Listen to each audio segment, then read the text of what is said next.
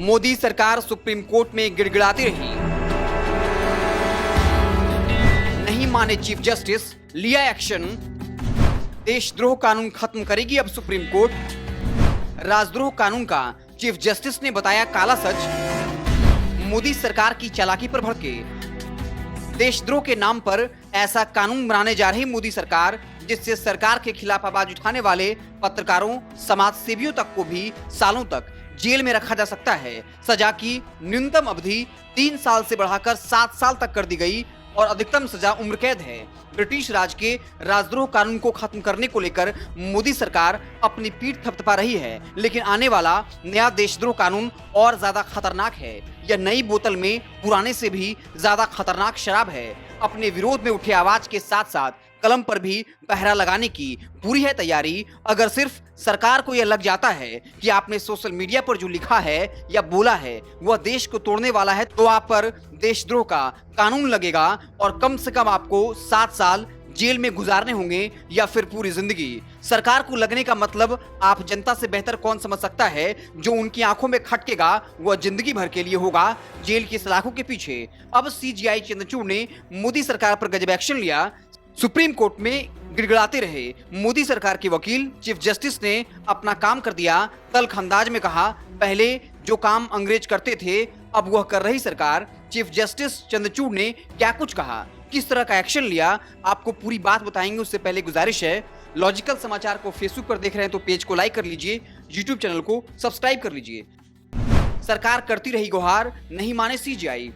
CGI इस मामले को पहले ही संवैधानिक बेंच में भेजने पर आमदा थे, लेकिन अटॉर्नी जनरल आर वेंकटरमणी ने उनसे दरख्वास्त की अगस्त तक इस मामले की सुनवाई टाल दी जाए, क्योंकि सरकार इस पर विचार कर रही है। सीजीआई ने उनका अनुरोध तो मान लिया, लेकिन जैसे ही अगस्त आया सीजीआई ने सेडिशन से जुड़े केस को लिस्ट करने का आदेश दे दिया। सरकार उनसे केस की सुनवाई न करने की गुहार करती रही। अलबत्ता सीजीआई ने सॉलिसिटर जनरल तुषार मेहता की एक न सुनी। उनका कहना था, आप जो चाहे करिए, हम इसे बड़ी बेंच में भेज चुके हैं। यानी साफ तौर पर मोदी सरकार को चुनौती दे दी, आप जो चाहें वो कर सकते हैं। सीजीआई चंद्रचूड़ ने लगाई रोक, लेकिन एक है कानूनी अड़चन। सुप्रीम कोर्ट ने सेडिशन लॉ पर लगा दी थी टेम्पररी रोक। सरकारों को आदेश था इस कानून के तहत कोई नया केस दर्ज न किया जाए।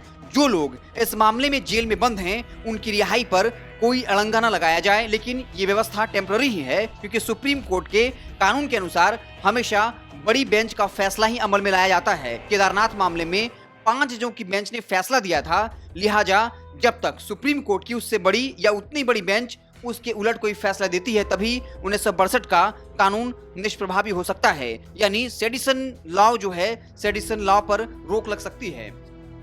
मोदी सरकार अब खुलकर उतर आई तानाशाही पर। सुप्रीम कोर्ट को भी दे रही लगातार खुल्लम खुल्ला चुनौती मोदी सरकार। चाहे दिल्ली की चुनी हुई सरकार को अधिकार देना हो, मोदी सरकार ने नया कानून बनाकर सुप्रीम कोर्ट के फैसले को ही पलट दिया। दूसरा बड़ा फैसला चुनाव आयोग के अधिकारियों की नियुक्ति के लिए बनाई गई जांच कमेटी थी, जिसमें देश के प्रधानमंत्री, नेता प्रतिपक्ष और चीफ जस्टिस होते हैं, ताकि चुनाव आयोग पर कोई सवाल ही नहीं उठता। लेकिन अब मोदी सरकार ने नियुक्ति कमेटी से सुप्रीम कोर्ट के चीफ जस्टिस को ही बाहर का रास्ता दिखा दिया, ताकि अपने मन मुताबिक अधिकारियों की नियुक्ति कर सके। महाराष्ट्र में जनता की चुनी हुई सरकार को गिराने के लिए भाजपा ने खेला था गंदा खेल।